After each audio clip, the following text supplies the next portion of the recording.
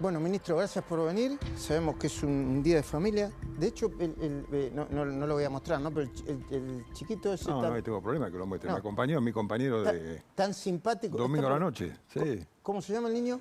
Máximo. Máximo. Está parece muy interesado, que quizás está interesado bueno, por lo menos por la actividad del padre, ¿eh? Ministro, ¿hay indicios de que se está avanzando en un acuerdo por la ley Bases? Bueno, sí, estamos avanzando desde que la presentamos en el mes de diciembre, ¿no? Lo que pasa es que la primera etapa fue un poco compleja, tumultuosa, digamos. Tal vez nosotros cometimos errores y en la discusión, en la presentación, era nuestra primera experiencia como fuerza en el Parlamento, con una minoría muy marcada. Qué bueno, ¿no? Que diga que cometieron errores, ¿no? En esa primera... Bueno, todos cometen errores. Yo creo que ningún gobierno deja de cometer errores en el curso de su mandato, ¿no? Y bueno, nosotros era un momento muy especial porque partimos como una minoría muy importante en el Parlamento, ¿no? Yo creo que a partir de ahí hemos comenzado a encontrar acuerdos con las fuerzas más próximas a nosotros.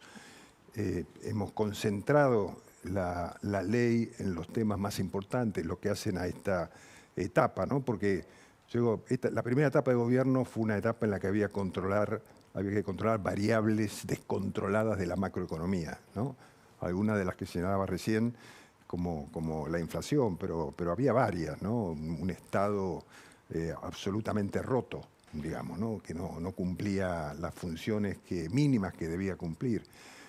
Con una planta de personal que sobraba gente por todos lados, entonces termina por ser un manejo desastroso, porque cuando hay tanta gente ni siquiera se hace lo que mínimo se que se podía. debe hacer. Exactamente. Entonces, yo creo que esa etapa de acomodamiento la estamos transitando en estos días y eso también nos permitió simultáneamente utilizar este tiempo desde el momento de que retiramos la ley Bases y la mandamos de vuelta a comisión, de poder rever con el resto de los sectores políticos la parte más importante de la ley, ¿no? Cerca de la oficina del presidente y del Ministerio de Economía dicen que va a volver el impuesto a las ganancias o el impuesto a los altos ingresos, que va a volver con una base imponible en la cuarta categoría de entre 1.700.000 y 1.800.000 y que va a volver sin hacerse retroactivo, sino en el momento que se decida poner en la ley. ¿Usted me podría confirmar eso? Sí, qué bueno, Luis, que me pregunte eso, porque se han generado muchas dudas sobre este tema. Algunos han hecho interpretaciones, a lo mejor yo no me he expresado bien en algún momento, y han hecho interpretaciones erróneas de cosas que yo he dicho en estos días pasados. A ver, para ponerlo claro, efectivamente, vamos a tratar dentro de la reforma fiscal de las leyes, de la ley que se está planteando con distintos temas. Uno de los temas es el impuesto a los ingresos personales, que va a ser con ese mínimo y después con una escala progresiva. Cuando dice ese mínimo es 1.700.000 o 1.800.000. Sí, en ese orden. En segundo lugar, había quedado un tema pendiente, producto de que cuando el entonces ministro Massa sacó esa resolución que los que cobraban menos de 15 salarios mínimos vitales y móviles no iban a pagar impuesto a las ganancias en aquel momento, esa era la cuarta categoría, pero eso lo saca por decreto. Y cualquier reforma tributaria tiene que salir por el Congreso, con lo cual después se saca una ley. Pero esa ley establece esa misma exención, pero a partir del 1 de enero, con lo cual quedaba el último trimestre sin estar dentro de esa ley de exenciones, ¿no? Con lo cual, como no había una ley, debían pagarse impuestos a ganancia por ese periodo. ¿Y entonces? Esto fue lo que yo expliqué y lo estamos solucionando en la ley esta. Estamos poniendo que ese último trimestre del año 2023, como el periodo que pasa hasta que se apruebe la ley esta en el 2024, no va a estar sujeto al impuesto que se establece a partir de la ley que se sancione. ¿Ok? No Entiendo. sé si soy claro. Sí, ¿no? se entendió. O sea que no es va a que empezar a regir a partir de que se sancione. Sí, nunca hubo la intención de que fuera retroactivo, al contrario, lo que es retroactivo es el sistema actual, digamos, ¿no?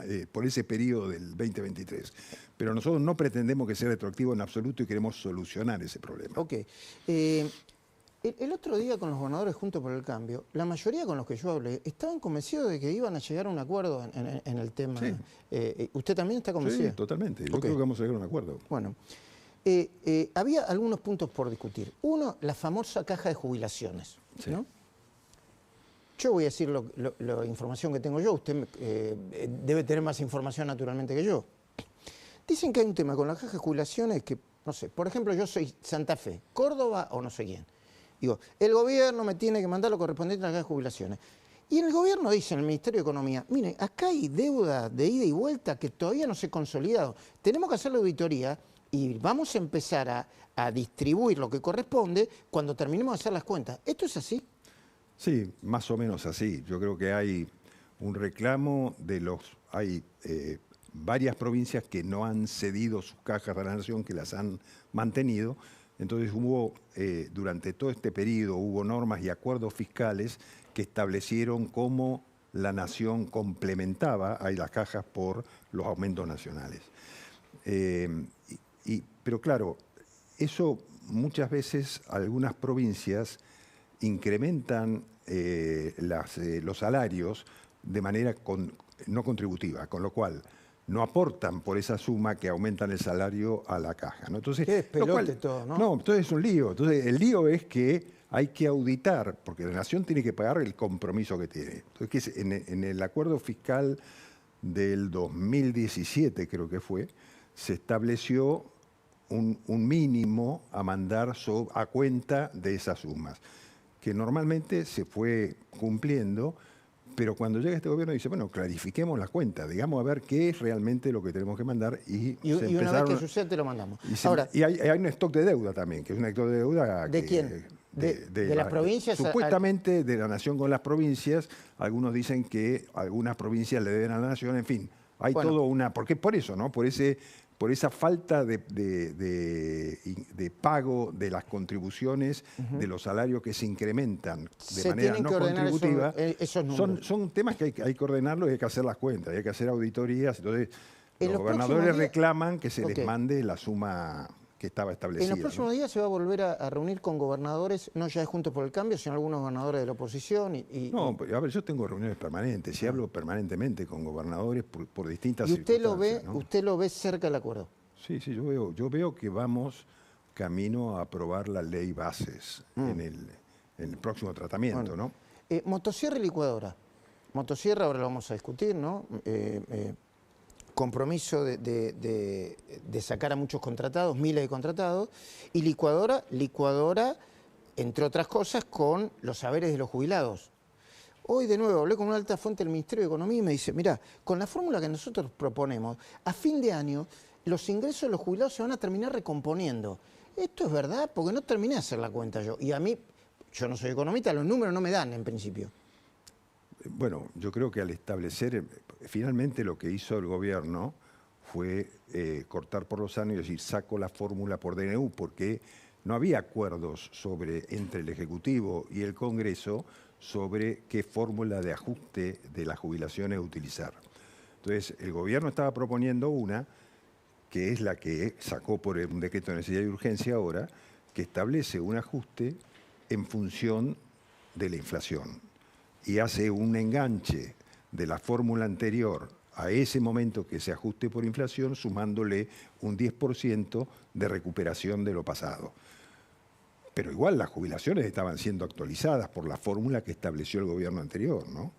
O sea, sobre esa actualización del gobierno anterior se le agrega un 10% y a partir del 1 de abril se ajusta por el índice de inflación. En este programa, ministro, vamos a tener a Luis Gasulla, por un lado, a Silvina Martínez por el otro, a Agustina Girón por el otro, denunciando decisiones políticas que implican corrupción y mucha pérdida de dinero para el Estado, con impacto en la inflación después, ¿no? Diego Santilli trajo un tuit muy interesante sobre el impacto del empleo público en Latinoamérica. Empleo público en la región. Argentina, el 20% de todo el empleo, de toda la masa, ¿no? Brasil el 11% y Chile el 8%. Cantidad de empleados públicos sobre el total de trabajadores ocupados. Este es un problemón que hay que arreglar cuanto antes, ¿no? Pero que al mismo tiempo es doloroso y que va a dejar mucha gente eventualmente en la calle. Y es así. Yo creo que se ha hecho un abuso del Estado en función política, ¿no? Y todos en estos años que llevamos de democracia, todos los partidos políticos durante sus gobiernos han incorporado personal al Estado, esto que se llama como capas geológicas políticas de personal, ¿no? Y obviamente eso está mal. Hay casos que son...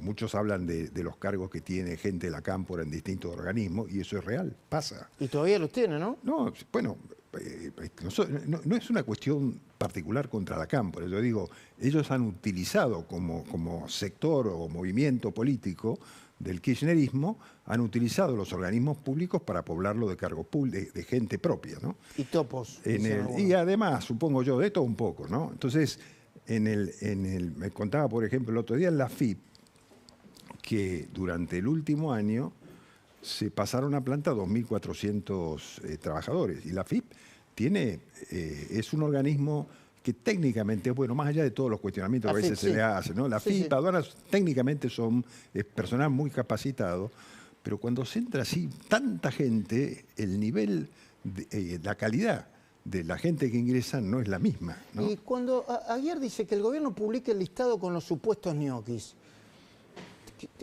¿de qué se ríe, ministro? No, bueno, está bien. Pero yo entiendo que Aguiar lo que hace es defender a la gente de su sindicato. Pero también es cierto, digamos, nadie duda que la administración pública, esos números que pasó recién Luis sobre el 20% de todo el personal del país sean empleados públicos comparado, más del doble que el resto de dos países, digamos, como Brasil y como Chile. La verdad que eso es demostrativo de que tenemos una sobrepoblación de empleados públicos que no tiene relación con la actividad económica que tiene el país. Algunas cosas me las podrá responder y otras no, porque no son de su área, ¿no? Sí. Yo leí, me corrigen por favor, y me mandan el tuit ese o el flyer o la información. Dicen que a partir de ayer, Paca Paca ya no se emite más. ¿Me corrigen por favor si es así? ¿Usted sabe de eso? No sé qué es Paca Paca, sé que es un corto... Es una señal. Algo que... Es una señal que forma parte del sistema de medios públicos, que tiene dibujitos. Eso, que tiene dibujos, sí. No sabía, bueno, dicen que va a cerrar Paca. No sé por qué. Ahí está, a ver. Se le informa a usted que por decisión de Contenidos Públicos S.A., pero esto será verdad, el día 7 de abril a las 12 p.m. se cerrará el programa de televisión Paca Paca. Disculpame los inconvenientes. No sabemos si es verdad, ¿no? Pero bueno, también yo le pregunté al presidente qué pasa con el canal público y dice, si yo pudiera lo cerraría. ¿Qué pasa con Tela? Está cerrada. Bueno, están ahí negociando, no sé. ¿Hasta dónde van a llegar? Yo creo que el presidente tiene decisión de llegar a fondo con el Estado y que el Estado tenga las dimensiones y lleve adelante las funciones que tiene que llegar. Ahora, Luis, las cosas no se hacen todas de un día para otro, ¿no? O sea, ojalá uno pudiera, como señalaba recién, ¿no? Es difícil pasar por el tamiz fino todo lo que es la administración pública central, los organismos, las empresas, etcétera. Pero el gobierno tiene una decisión muy clara de ir hacia el mínimo estado que deba tenerse para atender las funciones esenciales que debe llevar adelante. ¿Tiene el presidente desprenderse de 77.000 empleados públicos a razón de 15.000 por trimestre en el caso de los contratados? Bueno, yo no puedo aseverar la cifra, ¿no? Pues como digo, hay que ir avanzando paso a paso, diría Mostaza Merlo, ¿no?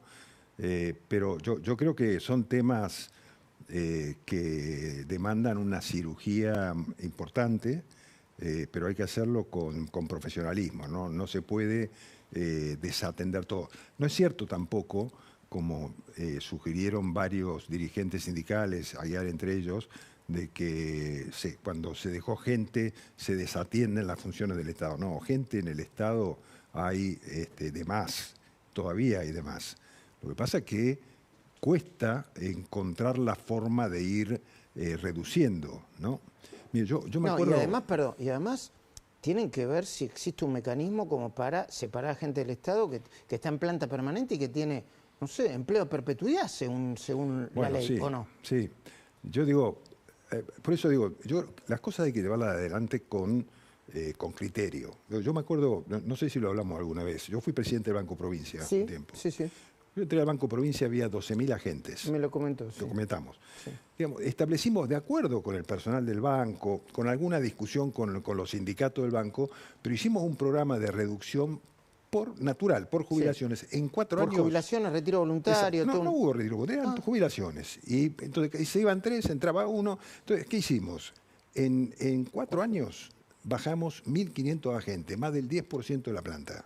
Cuando yo me fui, el banco quedó con 10.500 agentes y se había desarrollado, había crecido. Lo que pasa es que el presidente le ordenó a los ministerios, y creo que a las empresas públicas, que se desprendan del 30% del personal actual. Bueno, esa es una decisión presidencial que hay que llevar adelante. Digo, pero como decía al principio, vuelvo a lo mismo. Pasar por el tamiz, todo el mundo lleva su tiempo y hay que hacerlo ahora, con seriedad y con inteligencia, ¿no? Perdón, en este momento Pacapaca está transmitiendo, ¿eh? Bueno, gracias el personal técnico que se puso a ver Pacapaca. Volvamos. Ahora, hay decisiones que se tomaron rápidamente. Yo le cuento una el viernes. El viernes imputaron a 2 funcionarios actuales de Nación Seguros. Un señor que se llama Thanos y el otro señor se llama, ya me voy a acordar, lo cité, ¿no? ¿Por qué? Porque los imputaron en el escándalo de los seguros. El presidente se enteró fehacientemente de la imputación a las 18 horas. 18:30 llamó al jefe de gabinete, según mi información, y el jefe de gabinete les pidió la renuncia. Eso fue rápido, no hubo ningún... no sé si le pidieron la renuncia o los desplazó. Eso se puede hacer rápido y se debería hacer más rápido todavía. Bueno, en realidad lo ideal sería que no hubiesen seguido en el gobierno, ¿no?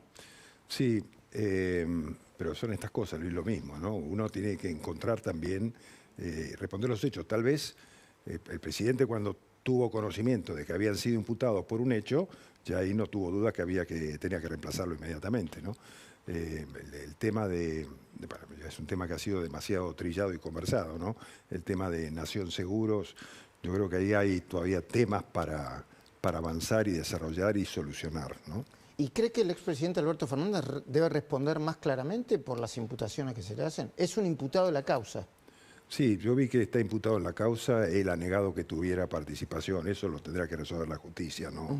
Yo no quiero introducirme en temas ni cargar políticamente en temas que son de responsabilidad judicial, ¿no? Y que están siendo investigados además, ¿no? Pablo Moyano dijo hace horas que mañana, si siguen sin homologar el acuerdo paritario de los camioneros, les leo el textual, ahí está, no se va a mover una hoja en todo el país. Que curiosamente fue lo mismo que dijo Pinochet en algún momento, el dictador en Chile. Pablo Moyano, secretario general de Camioneros. ¿Tienen miedo de eso? ¿Están preocupados? Bueno, a ver, Pablo Moyano, creo que los argentinos deben estar cansados de escucharlo, este tipo de bravuconadas, ¿no? A mí me parece que todavía no ha sintonizado lo que la gente piensa hoy en la Argentina y lo harta que está en general la gente de este tipo de mecanismos de acción de algunos gremios, ¿no? Como esto que tradicionalmente hacían, de cortar, de impedir ingresos a fábricas, etc. Yo creo que acá hay un gobierno que ejerce la autoridad, y que la ejerce seriamente. Hay una ministra de Seguridad que ejerce la autoridad y el poder también seriamente. Entonces, que no se equivoquen, porque el gobierno va a hacer cumplir la Constitución Nacional y las leyes. Si se pasan de la línea, tendrán que tenerse las consecuencias. Y eso va para todos, ¿sí? Y yo lo digo con... ¿Y qué significa tenerse las consecuencias?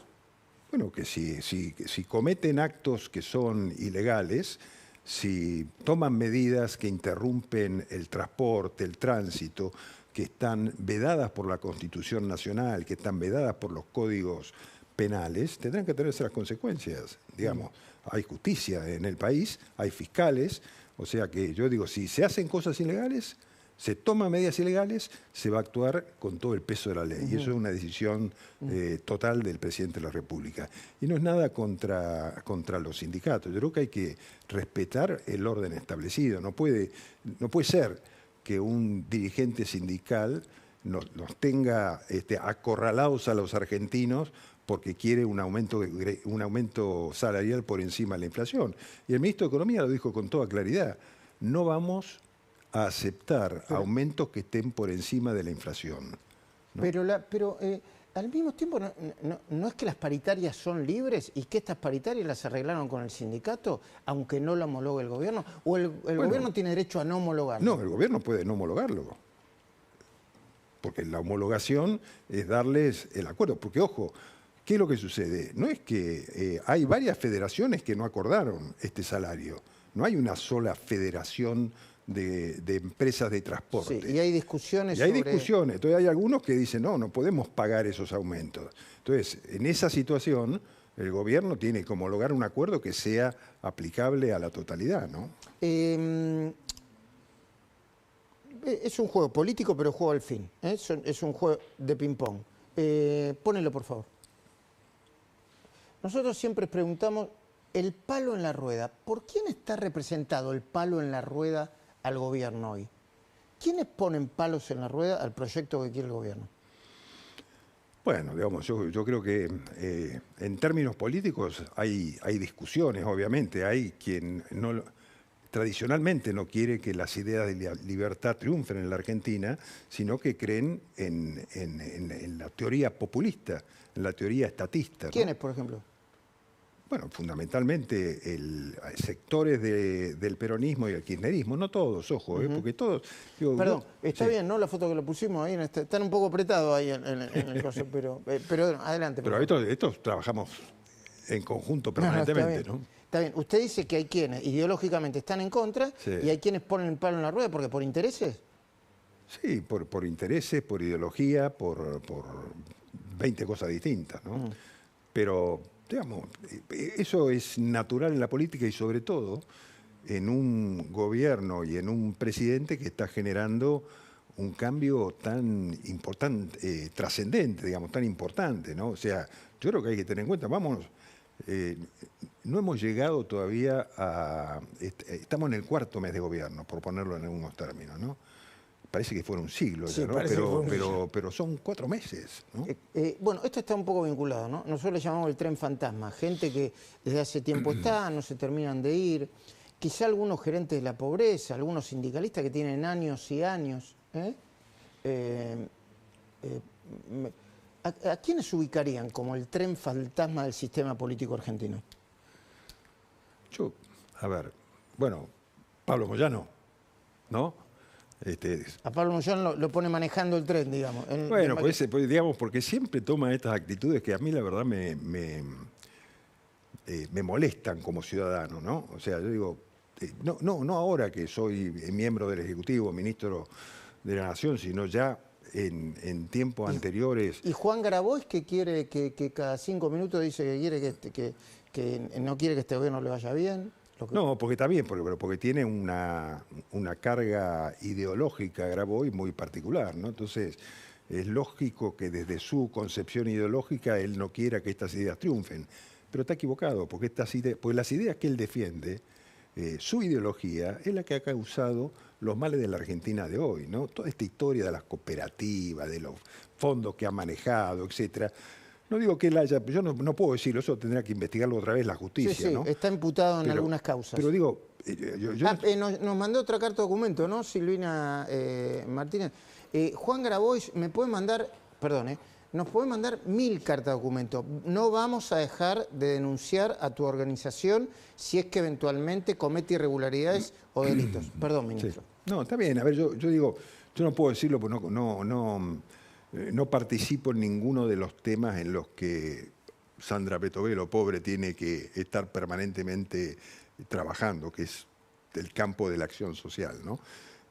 Pero, digamos, todas esas ideas y esos manejos tienen que ver con esa ideología y por eso ellos no quieren que este gobierno tenga éxito. Pero pese a ello vamos a tener éxito, ¿no? Punto de partida y punto de llegada. ¿Ves cuál es el primero, por favor?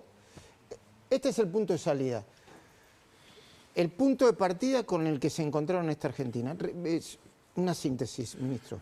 No, bueno, yo creo que fue a todas luces evidente, ¿no? Además fue muy claro el presidente el día de su discurso en la Plaza de los Dos Congresos, ¿no? Encontramos un país, él dijo, no hay plata. Eso es el resumen. Un país que no tenía un mango partido por la mitad. Es un país, porque muchos dicen, Milei suspendió las obras públicas. Es mentira. Las obras públicas estaban paradas de antes porque no pagaban. Muchas obras, la gran mayoría de las obras públicas estaban paradas durante el gobierno anterior porque no se pagaban los certificados de obra. No había plata. ¿Y es cierto que van a retomar las obras públicas? Perdón. Bueno, que una de las discusiones que tienen con no son discusiones. Los gobernadores muchos plantean que hay obras que están casi terminadas y que es una picardía que no se avance. Incluso varios de ellas dicen, pásennosla a la provincia para que las terminemos nosotros. ¿Y ustedes están de acuerdo? Sí, estamos trabajando en eso. Son muchísimas las obras públicas que están en curso en el país. Pero lo interrumpí, ministro, cuando usted me estaba hablando, que se encontró con obras que habían sido abandonadas. Estaba diciendo no, porque la pregunta era ¿cuál fue el punto de salida? Y yo digo, el punto de salida fue eso, un Estado deshecho, destruido, desarmado, sin recursos, sin dólares. O sea, es necesario a lo mejor recordar permanentemente lo que pasó cuando el gobierno asumió, ¿no? O nos olvidamos, toda esa cantidad de derechos de importación adquiridos sin dólares. Pero mucha plata. El CIRA, ¿no? La famosa, sí. Entonces digo... Los fondos fiduciarios. Wow. Los fondos fiduciarios, yo digo, toda la famosa historia esta con las LELIQs, o sea, que hizo que el sistema financiero en su conjunto, público y privado, ¿no? Porque, por ejemplo, yo escuchaba a algunos, hace unos meses, ya no tanto, ¿no? Pero de los que defienden los bancos públicos, que me parece que han cumplido un rol en la Argentina, no tengo duda. Pero cuestionaban la idea esta de hacer del Banco Nación una sociedad anónima, ¿no? Entonces decían, ¿por qué es una locura? Pues es una sociedad del Estado y porque el Banco Nación da ganancia. Mentira. El Banco Nación no da ganancia. Lo que hacía el banco es poner toda la plata de sus arristas en el LELIQs, entonces el Estado le pagaba una tasa. Pero como apoyo al sistema productivo, al sector privado, no había nada. Entonces, fíjense Lula qué tipo en su momento, ¿qué hizo? Lula es un tipo que tiene más allá de la diferencia ideológica y la circunstancia y yo cuánto, él cuando empezó su primer gobierno, agarró el Banco de Brasil y lo mandó cotizar a Nueva York.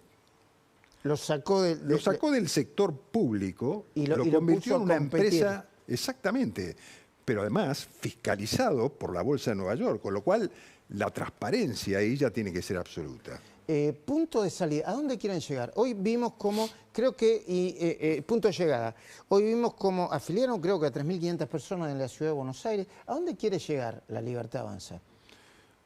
¿Y usted, como ministro? A ver, yo digo, me parece que más allá de La Libertad Avanza, el proyecto del presidente Milei es llevar a la Argentina a una situación absolutamente diferente a la que estaba viviendo cuando asumió el gobierno, ¿no? O sea, volver a ser la Argentina que fuimos al principio del siglo XX y que después, hacia mitad del siglo XX, fuimos abandonando. Pero todavía vivíamos de la riqueza pasada, ¿no? Y la inflación se desacelera, ¿no, para usted? Sí, totalmente. Sí. Totalmente. ¿El crecimiento?